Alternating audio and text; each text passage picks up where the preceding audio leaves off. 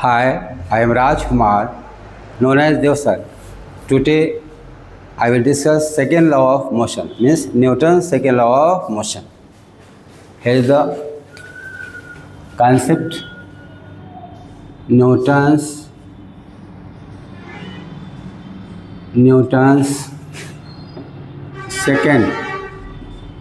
second law of motion.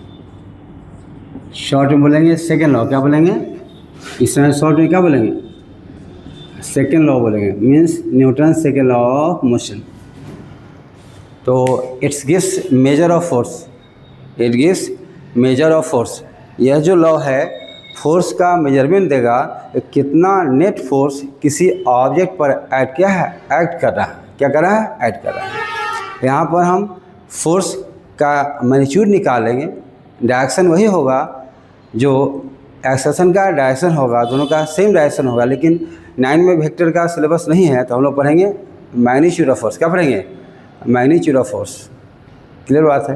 तो कहता है the magnitude of net force acting on a body is directly कहेगा आपको पहला कि मैग्नीट्यूड ऑफ फोर्स मास और एक्सेशन के प्रोडक्ट के प्रोपोर्शनल है. तो इसको हम बाद में पढ़ेंगे. पहले हम पढ़ेंगे in terms of rate of change of momentum. Force in terms of rate of change of momentum. तो कैसे पढ़िएगा, बोलिए कैसे पढ़िएगा, कैसे पढ़िएगा इन टर्म्स ऑफ बाद में पढ़ेंगे कि net force is given by या acceleration is given by net force by mass. तो इसको शॉर्टकट पढ़ेंगे बाद में. या force net proportional to product of mass and acceleration. एक कांस्टेंट के देंगे, उसका ऐसा ही में 1 लिया जाएगा. कैसे होगा सब बताएंगे आपको. In terms of rate of change, in terms of rate of change of momentum. मतलब यूनिट टाइम में ऑब्जेक्ट का मोमेंटम कितना चेंज हुआ वही देगा फोर्स. क्या देगा, फोर्स देगा. ठीक है. किसी किताब में लिखता है टाइम क्या है, टाइम रेट क्या है, time rate of change of momentum, उसका वही मतलब है. या rate of change of momentum, उसका भी वही मतलब है. यूनिट टाइम में मोमेंटम में चेंज. और time rate of change of momentum, उसका भी मतलब है कि यूनिट टाइम में मोमेंटम कितना चेंज होगा.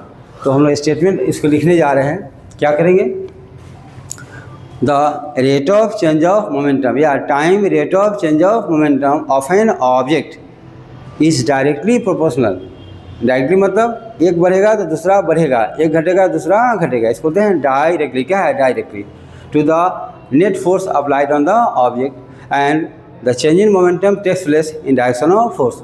मोमेंटम का चेंज उसी डायरेक्शन होगा जिस डायरेक्शन में फोर्स अप्लाई किया जाएगा, जिस डायरेक्शन में फोर्स अप्लाई किया जाएगा, जिस डायरेक्शन में फोर्स अप्लाई किया जाएगा. तो हम इस एक्टिविटी में लिखने जा रहे हैं.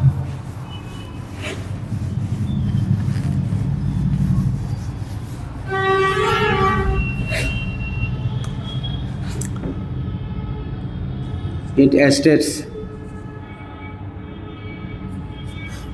second law statement. It states या कहता है that क्या कहता है कि मोमेंटम में यूनिट टाइम में जो चेंज होगा, मोमेंटम में यूनिट टाइम में जो चेंज होगा वह जो फोर्स अप्लाई किया जाएगा नेट फोर्स रिजल्टेंट फोर्स होना चाहिए. कहता है the rate of change of momentum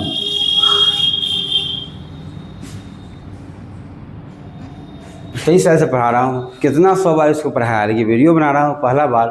तो कभी कभी क्या होता है, अंदर में हेजिटेशन होता है, आदमी को डर होता है कि एक पॉइंट कोई थोड़ा सा मिस ना हो जाए. तो ये चीज़ है, ये सब धीरे धीरे दूर हो जाएगा. और 10-20 वीडियो में आपका कोऑपरेशन है, उत्साह हमको है, एनर्जी है. The rate of change of momentum of an object या body of an object is directly proportional कहीं डायरेक्टली ना लिख करके सोचे लिखता है इज प्रोपोर्शनल, वो भी सही है, ये भी सही है। तो ऑब्जेक्ट इज क्या है, प्रोपोर्शनल का मतलब ही होता है डायरेक्टली, तो हम लोग लिख देते हैं डायरेक्टली और की बात नहीं तो क्या लिखना होगा, ऑब्जेक्ट इज प्रोपोर्शनल, डायरेक्टली की ज़रूरत नहीं है। Proportional to the net force means resultant force applied on it and the change of momentum, clear कर देते हैं, change of momentum takes place in direction of net force. कौन सा net force, जो बॉडी पर अप्लाई किया जा रहा है, तो यूनिट टाइम में मोमेंटम में जो चेंज होगा वही फोर्स का मैग्नीट्यूड देगा, और मोमेंटम में चेंज उसी डायरेक्शन में होगा जिस डायरेक्शन में फोर्स अप्लाई किया जाएगा। ओके तो एक डायग्राम बना लेते हैं इसका हल्का सा। हमको पढ़ना है कांस्टेंट, क्या है, कांस्टेंट एक्सेशन पढ़ना है, मतलब मोशन और स्ट्रेट लाइन, 9 के ही सिलेबस है, मोशन और स्ट्रेट लाइन। जब वेक्टर फॉर्म में पढ़िएगा ऐसे, हमको यह पढ़ना है F = m, यह पढ़ना है। जब यह पढ़िएगा आप F vector m × a vector, तो इसमें आपको लिख देंगे F पैरेलल a, मतलब F का डायरेक्शन a का डायरेक्शन सेम होगा। हमको ऐसे पढ़ना है मैग्नीट्यूड फॉर्म में। तो कभी हम वीडियो बनाएंगे सिलेबस के बाद, जब 9 क्लास में हम कैलकुलस इंट्रोड्यूस करेंगे अब वेक्टर और ट्रिग्नोमेट्री, तो पहले पढ़ाएंगे वहाँ, तो वो अलग से होगा।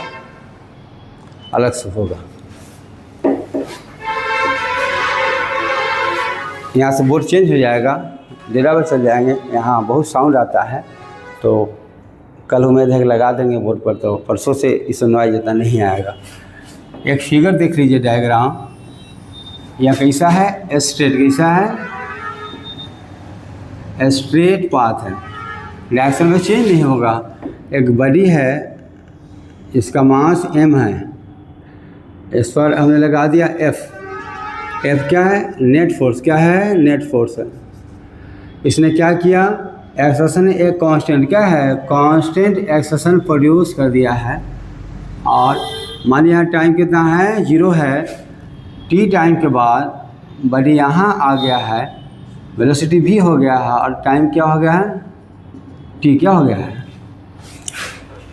तो 0 टाइम में, इनिशियल टाइम में, स्टार्टिंग टाइम में ऑब्जेक्ट का जो स्पीड था u था, u 0 था, नहीं था, हमको पता नहीं है, 0 होगा था, इस पर 0 पुट कर दिया। u क्या था, u स्पीड था, तो u क्या था, initial speed when net force F starts acting on the body of mass m producing constant acceleration a such that after time t velocity becomes v। तो क्या लिखेगा, a constant force F acts on a body of mass initially moving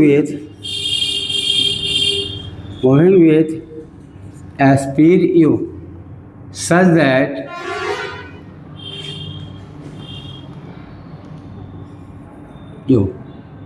the force produces constant acceleration. क्या होगा, constant acceleration A in motion of object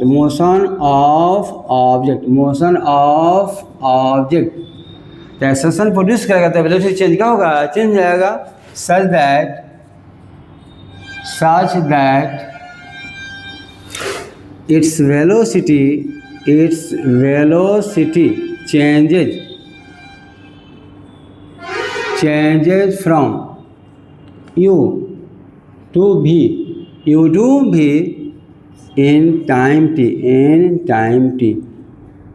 एक constant force F जो net क्या है, net force है, बॉडी पर add करना start कर दिया। जो बॉडी का मास m था और इनिशियली मूव कर रहा था स्पीड u से, इसने कांस्टेंट एक्सेलरेशन a प्रोड्यूस किया ताकि उसका वेलोसिटी v हो जाए कितना, टाइम t में। तो change in momentum, final momentum हो गया m × v। क्या हो गया फाइनल मोमेंटम, क्या हो गया, इसको बढ़िया से बना दीजिए।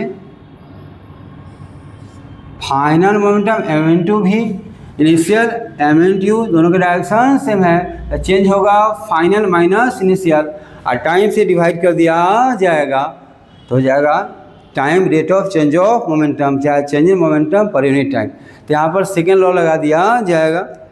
एक्चुअली मोमेंटम का चेंज फोर्स के प्रोपोर्शनल है, उल्टा भी सही है, फोर्स जो है मोमेंटम में चेंज का प्रोपोर्शनल है। तो हम लोग उसी प्रकार इसको ले लेंगे, उस पर हमको ले लेंगे।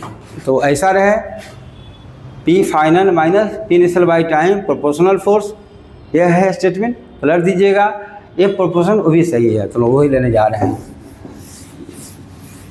तो क्या कीजिएगा, देखिए, तो अप्लाइंग क्या होगा, applying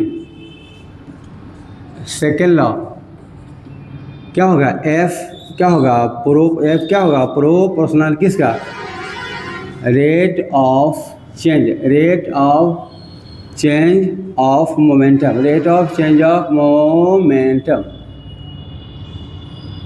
that is F proportional momentum final minus momentum initial, I initial F by time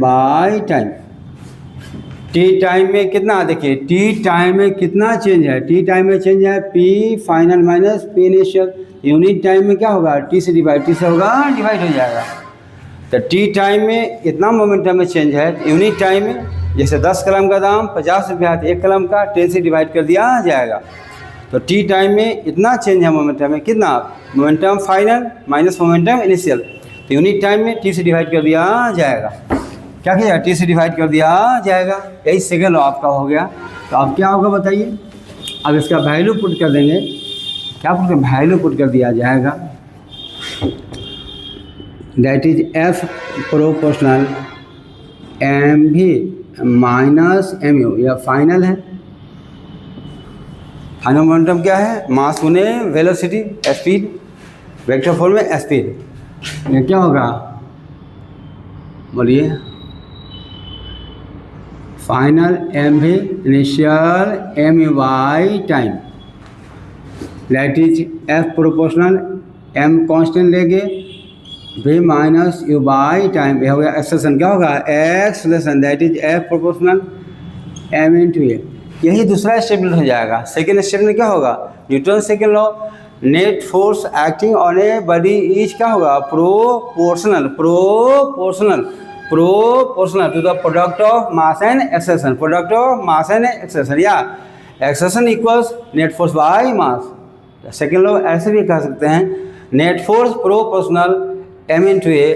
इस प्रोपोर्शनलिटी को हटाकर एक कांस्टेंट दे दिया जाएगा, दैट इज F इक्वल क्या होगा, एक कांस्टेंट K है, m है, क्या है, m है। फर्स्ट इक्वेशन हो गया। यहाँ पर K क्या है, कांस्टेंट, क्या है, कांस्टेंट ऑफ PR प्रोपोर्शनलिटी। अब K का वैल्यू के लिए F को 1 लिया जाएगा, M को 1 लिया जाएगा, A को 1 लिया जाएगा, तो क्या हो जाएगा, 1 के बराबर, F हो जाएगा ma के बराबर।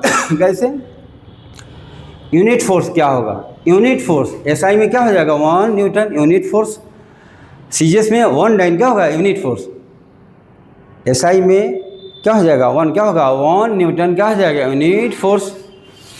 यूनिट फोर्स किसे कहेंगे, जो यूनिट मास में 1 kg के मास में unit acceleration 1 metre per second square का एक्सेलरेशन प्रोड्यूस करेगा। सीजीएस में क्या हो जाएगा, unit force 1 dyne, unit mass 1 gram में acceleration 1 centimetre per second square का एक्सेशन प्रोड्यूस करेगा। मतलब F हो जाएगा 1 यूनिट, M हो जाएगा 1 यूनिट, ये हो जाएगा 1 यूनिट, ऐसे पढ़ेंगे। बाद में SI में KG, Newton, KG, metre per second square, CGS में डाइन, ग्राम, सेंटीमीटर पर सेकेंड स्क्वायर। तो हम लोग यूनिट फोर्स क्या पढ़ेंगे हम लोग, यूनिट फोर्स। यूनिट फोर्स वह है जो यूनिट मास में यूनिट एक्सेशन प्रोड्यूस करेगा। Unit force, unit mass, unit acceleration. F का वैल्यू 1, M का वैल्यू 1, A का वैल्यू 1, क्या हो जाएगा 1 के बराबर। तो क्या लिखें हम लोग बताइए, यूनिट फोर्स। यही SI में हो जाएगा कितना, SI में हो जाएगा 1 न्यूटन, और सीजीएस में हो जाएगा 1 डाइन, क्या हो जाएगा 1 डाइन, क्या हो जाएगा 1 dyne.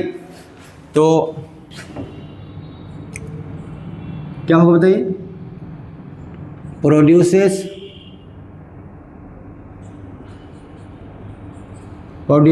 Unit acceleration, unit acceleration in a body of mass 1 unit, that is if F is equal to 1 unit, force कितना 1 यूनिट,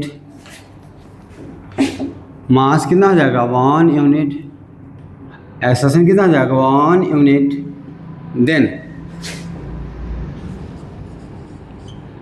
देन फ्रॉम फर्स्ट या पहला से हो जाएगा 1, हो जाएगा 1, हो जाएगा 1, तो क्या हो जाएगा 1 के बराबर, क्या हो जाएगा, क्या हो जाएगा 1 के बराबर। तो फोर्स हो जाएगा 1 के इंटू 1 दैट इज क्या हो जाएगा 1। फिर देयरफॉर फ्रॉम फर्स्ट में वैल्यू पुट कीजिए, F हो जाएगा ma के बराबर, F हो जाएगा ma के बराबर। यही आपका क्या न्यूटन सेकेंड लॉ, क्या न्यूटन सेकेंड लॉ हो गया। तो यूनिट फोर्स वह फोर्स है जो यूनिट मास में यूनिट एक्सेलेरेशन प्रोड्यूस करेगा। ओके। अब यहाँ पर कुछ नोट्स लिखेंगे हम। यूनिट फोर्स न्यूटन को डिफाइन करेंगे, डाइन को डिफाइन करेंगे, फिर नेट फोर्स को डिफाइन करेंगे। ये हो गया F=m। तो नोट में क्या क्या जाइएगा, नोट में देखिए बेटा, पहला मैग्नीट्यूड क्या है, मैग्नीट्यूड ऑफ फोर्स होगा मास इंटू एक्स, क्या है एक्सेलेरेशन, क्या होगा mass into acceleration, mass into acceleration. दूसरा क्या होगा, फोर्स इज अ वेक्टर,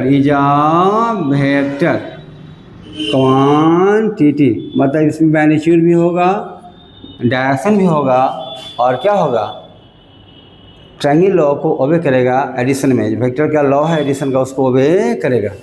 तो फोर्स क्या है, वेक्टर क्वांटिटी। तीसरा क्या होगा, तीसरा नोट क्या होगा देखिए, third acceleration produced in motion of an object is, acceleration क्या हो जाएगा, net force F net by mass, F net by mass, acceleration net force by mass होगा। इसी से फर्स्ट लॉ निकाला जाएगा फ्रॉम सेकेंड लॉ। तो चौथा पॉइंट क्या लिखेंगे, बोलिए, first law from second law. वो कैसे होगा देखिए, फर्स्ट लॉ क्या कहता है कि एक्सेलेरेशन तभी जीरो होगा जब नेट फोर्स जीरो होगा। यहाँ नेट फोर्स जीरो करने जा रहे हैं तो जीरो बाई मास हो जाएगा 0 के बराबर। ठीक है बेटा, देखिए चौथा पॉइंट देखिए, फोर्थ पॉइंट फ्रॉम, एक मिनट हेडिंग दीजिएगा, first law from second law. Second law से फर्स्ट को कैसे डिराइव किया जाएगा, तभी आप पढ़े हैं, क्या आप पढ़े बताइए, from second law of motion. Acceleration क्या होता है? Force net by mass. और फर्स्ट लॉ कहता है कि नेट फोर्स जीरो होगा तभी एक्सेलरेशन जीरो होगा, मास जीरो होने वाला नहीं है। तो बोला बेटा देखिए कंडीशन लगा दीजिए, इफ़ एफ नेट फोर्स हो जाएगा जीरो, तब क्या होगा बोलिए? देन एक्सेलरेशन क्या हो जाएगा? जीरो बाय मास हो जाएगा जीरो के बराबर। क्या निष्कर्ष निकला? देयरफॉर एफ नेट बराबर जीरो, एफ नेट बराबर जीरो इम्प्लाइज, बोलो एक्सेलरेशन बराबर जीरो। यही आ गया तुम्हारा सेकेंड लॉ से। यही क्या है? यही है फर्स्ट लॉ। क्या है? यही है फर्स्ट लॉ। यही क्या है? First law. फर्स्ट लॉ क्या था कि एक्सेलरेशन जीरो तभी होगा जब एफ नेट जीरो होगा। एफ नेट जीरो होगा देन ओनली एक्सेलरेशन जीरो होगा। तो आ गया F net zero implies acceleration zero. यही फर्स्ट लॉ क्या है? फर्स्ट लॉ है। सेकेंड लॉ से क्या निकाल लिया? फर्स्ट लॉ हमने निकाल लिया। अब नेक्स्ट नोट क्या होगा देखिए, पढ़ते जाइए। आज से 9 स्टार्ट किए हैं, रेगुलर चलेगा। एक वीडियो आज बनाएंगे और उनको जाना है कहीं, और परसों से 2 वीडियो 9 का, एक फिजिक्स का एक मैथ का डेली बनाएंगे हम। आप आराम से क्लास कर सकते हैं। 5वां पॉइंट न्यूटन कहता है डिफाइन। क्या होगा? Define 1 Newton. तो आपको क्या पता है? आपको बताइए। फ्रॉम सेकेंड लॉ, सेकेंड मतलब Newton second law of motion क्या होता है बताइए? फोर्स क्या होता है बताइए? Mass into acceleration. क्या होगा? Mass into acceleration. अगर मास हो जाए कितना? 1 kg एंड एक्सेलरेशन हो जाएगा 1 मीटर पर सेकंड स्क्वायर, तब क्या होगा बताइए? फोर्स कितना हो जाएगा? 1 kg into 1 metre per second square, मतलब 1 kg मीटर, इसी को 1 न्यूटन कह दिया जाएगा। तो 1 Newton means 1 kg metre per second square, इसी को 1 न्यूटन कह दिया जाएगा। मतलब that force which produces unit acceleration 1 meter per second square in a body of mass unit 1 kg, उसी को 1 न्यूटन कहा जाएगा। तो देखिए कैसे होगा, सो कैसे होगा देख लीजिए। एक डायग्राम देखिए, एक डायग्राम देखिए, एक डायग्राम देखिए, बता रहे हैं आपको, थोड़ा साफ कर। एक diagram let me post diagram है। तो 1 न्यूटन कितना हो गया बताइए? इक्विवेलेंट पूछेगा 1 न्यूटन किसके बराबर होगा? तो क्या बोलिएगा? 1 kg metre per second square के बराबर होना चाहिए। किसके बराबर? 1 kg metre per second square के बराबर होना चाहिए। मतलब 1 kg के ऑब्जेक्ट में 1 न्यूटन का force unit acceleration 1 metre per second square produce करेगा। 1 metre per second square acceleration produce करेगा, उसी को हम लोग 1 न्यूटन कहेंगे। कितना कहेंगे? 1 न्यूटन। एक डायग्राम बनाते हैं, आराम से आपको समझ में आ जाएगा, समझ में आ जाएगा। हम लोग टोटल मैग्नीट्यूड फॉर्म पढ़ रहे हैं, डायरेक्शन का कंसेप्ट यहाँ नहीं ले रहे हैं। फोर्स का डायरेक्शन वही होगा, एक्सेलरेशन का डायरेक्शन वही होगा जो फोर्स का डायरेक्शन होगा। तो यहाँ देखिए एक बॉडी है हमारे पास, या कोई स्ट्रेट पाथ है, कोई बॉडी है, बॉडी पर फोर्स कितना है? फोर्स है 1 न्यूटन। मास कितना है? मास है 1 kg और एक्सेलरेशन कितना है? ये एक्सेलरेशन है 1 मीटर, ठीक है। तो क्या लिखिएगा? A force is said to be 1 Newton if it produces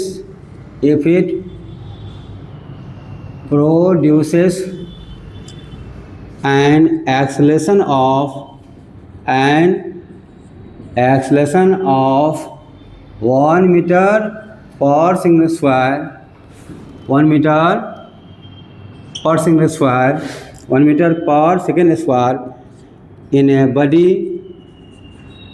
of mass 1 kg। ठीक है, दैट इज 1 न्यूटन कितना हो जाएगा 1 kg metre per second square. देखो एस आई क्या होगा, एस आई इसी को आप सीजीएस से नापिएगा तो मास हो जाएगा ग्राम में। एक हम उसका भी बनाएंगे आपके यूनिट का 10-20 पेज का नोट्स सब पढ़ाएंगे आपको। इसके बाद वर्क एनर्जी बनाएंगे, उसके बाद 1 डायमेंशनल मोशन तब यूनिट बनाएंगे। लंबा चलेगा पूरा नया कोर्स सिलेबस, न्यू सिलेबस को कवर किया जाएगा। अब क्या होगा बताइए, छठा में क्या होगा CGS यूनिट क्या होगा centimetre gram second, centimetre gram second. ये होगा डाइन क्या होगा, ये होगा डाइन क्या होगा डाइन। तो आप जानते हैं वी हैव फोर्स क्या था बताइए बेटा, मास इंटू एक्सेलरेशन। फोर्स का क्या हो गया डाइन क्या होगा डाइन हो गया। एक्सेलरेशन क्या हो जाएगा सेंटीमीटर पर सेकंड स्क्वायर। अब मास क्या हो जाएगा ग्राम, क्या हो जाएगा ग्राम। देयरफॉर 1 डाइन कितना हो जाएगा 1 डाइन हो जाएगा ग्राम सेंटीमीटर। तो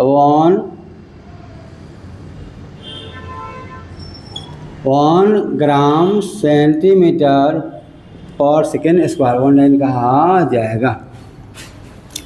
ठीक है, तो अगर 1 ग्राम के ऑब्जेक्ट में एक्सेलरेशन 1 सेंटीमीटर पर सेकंड स्क्वायर प्रोड्यूस करेगा, उस फोर्स को 1 डाइन कहा जाएगा। क्या क्या 1 डाइन कहा जाएगा, 1 डाइन कहा जाएगा। तो देखिए कैसे डायग्राम बनाते हैं। स्ट्रेट पाथ है या बॉडी क्या है, बॉडी है, मास कितना है 1 ग्राम, एक्सेलरेशन कितना हो जाएगा बताइए 1 सेंटीमीटर पर सेकंड स्क्वायर। अब फोर्स कितना हो जाएगा, फोर्स हो जाएगा 1 क्या है 1 डाइन क्या है 1 डाइन। ठीक है, तो पलट दीजिए। अगर कोई फोर्स प्रोड्यूस करेगा unit acceleration 1 centimetre per second square, unit mass 1 gram, तो फोर्स 1 डाइन कहा जाएगा।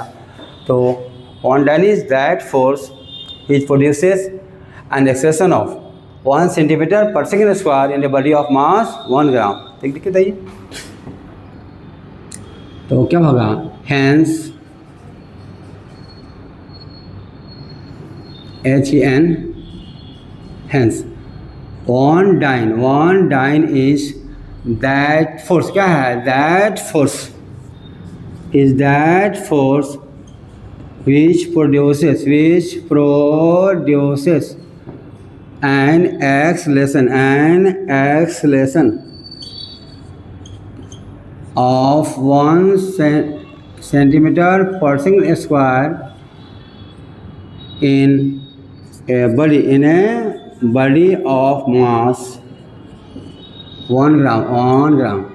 1 ग्राम के मास में 1 सेंटीमीटर पर सेकेंड स्क्वायर का एक्सेलरेशन प्रोड्यूस करेगा, तो उसको बोलेंगे 1 डाइन। क्या बोलेगा 1 डाइन। अब कहेगा कि डाइन का और न्यूटन का रिलेशन आप बताइए। क्या कहेगा डाइन का, ऐसे ही पढ़ाता हूँ बेटा लगातार। बीच में हम लोग 23-24 साल से पढ़ाते हैं, तो बीच में पढ़ाई पर ध्यान आता है, कोई हंसी मजाक इस टाइप का बात संभव नहीं होता है। पढ़ाई में आनंद लीजिए, पढ़िए इसको। ठीक है, यहाँ देखिए क्वेश्चन है 1 newton equal to dash dash dash dyne कितना होना चाहिए। तो यहाँ कन्वर्सन है, न्यूटन का किस में, न्यूटन किस में है, डाइन किस में है, डाइन में। मतलब ऐसा यूनिट से बदल देना है किस में, CGS में। तब कैसे लिखिए बताइए। तो यहाँ देखिए, तो वी हैव क्या, वी हैव 1 न्यूटन क्या होगा 1 न्यूटन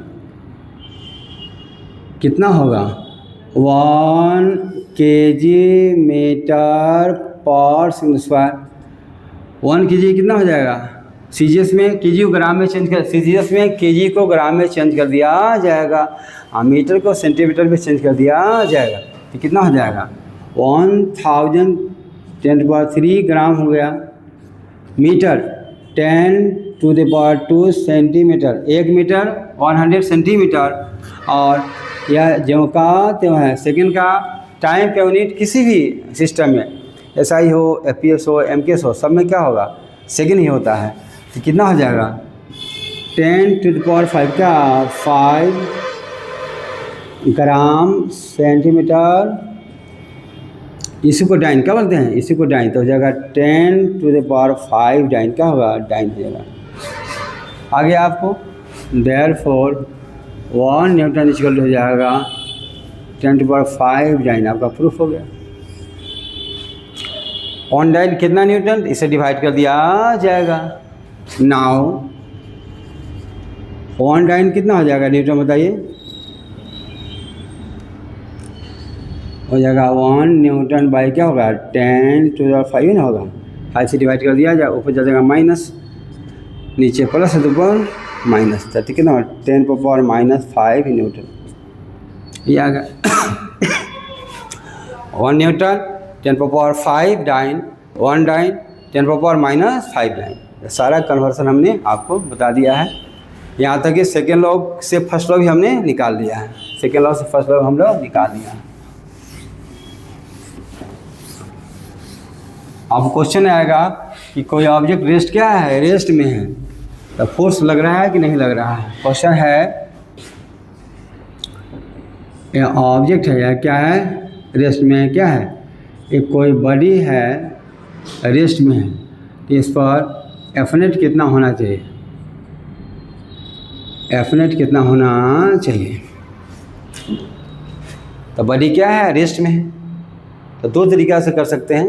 पहला तरीका क्या होगा, फर्स्ट तरीका बताइए, एक्सेलरेशन क्या हो जाएगा 0, एफनेट कितना हो जाएगा, एफनेट हो जाएगा इसका मास अगर m है तो मास गुने 0 हो जाएगा, 0 के बराबर। पहला तरीका ये हो गया। दूसरा रेस्ट में है तो वेलोसिटी में कोई चेंज नहीं है, वेलोसिटी में कोई चेंज नहीं है, क्यों, no change in velocity, acceleration 0, तो एफनेट होगा 0 के बराबर। दूसरा कैसे कर सकते हैं आप, दूसरा एक्सप्रेशन क्या होगा, नो चेंज इन मोमेंटम, क्या होगा, no change in momentum, momentum of body with time, time के साथ इसका मोमेंटम में चेंज नहीं हो रहा है, क्यों, स्पीड में चेंज नहीं हो रहा है। देयरफॉर फोर्स नेट क्या हो जाएगा, क्यों, फोर्स क्या है, rate of change of momentum. तो टाइम कितना भी ले लो, 10 सेकेंड, 20 सेकेंड, 50 सेकेंड, 1 घंटा, इसके मोमेंटम में कोई चेंज नहीं हो रहा है। तो रेस्ट में है या क्या है, रेस्ट में है। तो दो चीज़ में है, क्या है, दो चीज़ क्या है, वेलोसिटी क्या है कांस्टेंट 0, क्या है 0 है। तो वेलोसिटी में चेंज नहीं तो मोमेंटम में चेंज नहीं, वेलोसिटी में चेंज नहीं तो एक्सेलरेशन भी 0। दो तरह से आपका एक्सेलरेशन इसमें आ गया, ठीक है, बड़ी रेस्ट में है। दूसरा क्या होगा देख लीजिए आप, दूसरा केस में बड़ी का जो या क्वेश्चन दूसरा हो गया, यह क्या है, यूनिफॉर्म, क्या है, यूनिफॉर्म वेलोसिटी, यूनिफॉर्म वेलोसिटी है, ठीक है। तो कहता है इस पर एफ नेट कितना होना चाहिए। तो सॉल्यूशन में क्या लिख रहे थे, वेलोसिटी क्या हो गया कांस्टेंट, क्या होगा, वेलोसिटी हो गया कांस्टेंट, एक्सेलरेशन हो गया 0, तो एफ नेट कितना हो जाएगा, एफ नेट हो जाएगा 0 into mass, sorry mass acceleration, तो क्या होगा मास इंटू 0, 0 के बराबर। दूसरा आप कह सकते हैं वेलोसिटी कांस्टेंट है तो मोमेंटम में कोई चेंज नहीं है, और क्या कह सकते हैं, वेलोसिटी क्या हो गया कांस्टेंट, क्या होगा, वेलोसिटी हो गया कांस्टेंट, इम्प्लाई नो चेंज, क्या होगा, no change in momentum, no change in momentum. तो मोमेंटम में चेंज 0 हो गया, तो फोर्स क्या होगा, change in momentum by time, तो 0 बाय टाइम 0 के बराबर। तो एफ नेट कितना हो जाएगा, नेट फोर्स की बात है, नेट फोर्स हो जाएगा 0 के बराबर। नेट फोर्स क्या आ जाएगा, 0 के बराबर। ये आपका टोटल कंसेप्ट हो गया सेकंड लॉ का। क्वेश्चन हमने नहीं बनवाया है, सारा कंसेप्ट दिया है। कंसेप्ट इंपॉर्टेंट है, अगर आप केवल फॉर्मूला पर डालकर क्वेश्चन बनाएगा उससे कुछ होने वाला नहीं है, फीस का नहीं बनेगा आपका। तो सेकंड लॉ हो गया। Thank you for watching my video.